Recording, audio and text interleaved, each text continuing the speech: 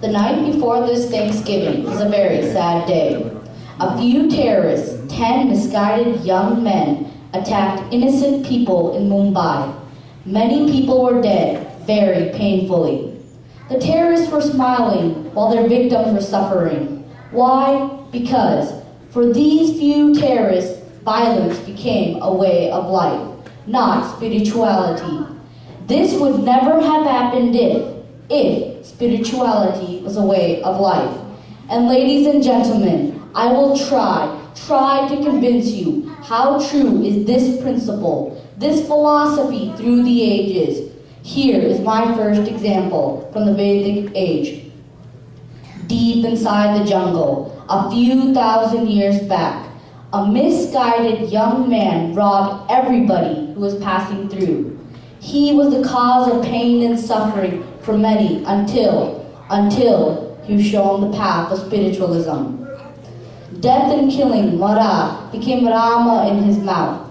Ratnakara, the ill-famous robber, transformed into a sage. Adi Kavi Valmiki, the first poet among mankind, the composer of Ramayana. That is the power of spiritualism, the way of life for Valmiki. Another young man was lost in confusion, right in the middle of a battleground. Arjuna was incapable of fighting the evil forces of Duryodhana. He was shown many ways of life. Sri Krishna himself explained the spiritual way of looking at life too. And then he could make the greatest decision of his life, fight for righteousness. When good ways are attacked, defend it. Keep the good ways alive. The kingdoms were saved from the evil ways of Duryodhana. Buddha as a child didn't like the ways of the world.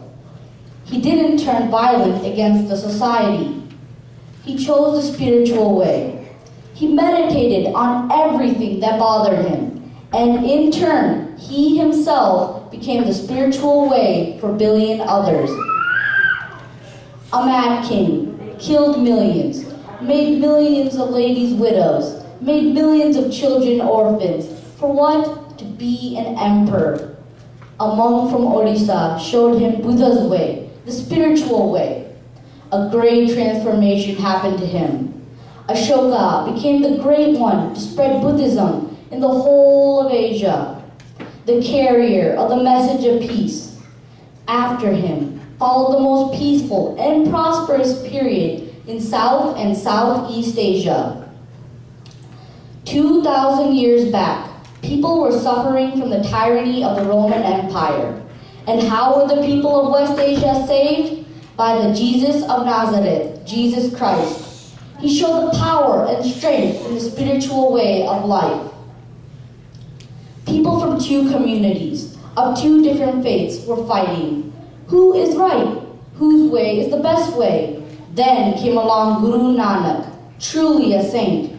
He showed his followers the spiritual way, not the way of difference and conflict.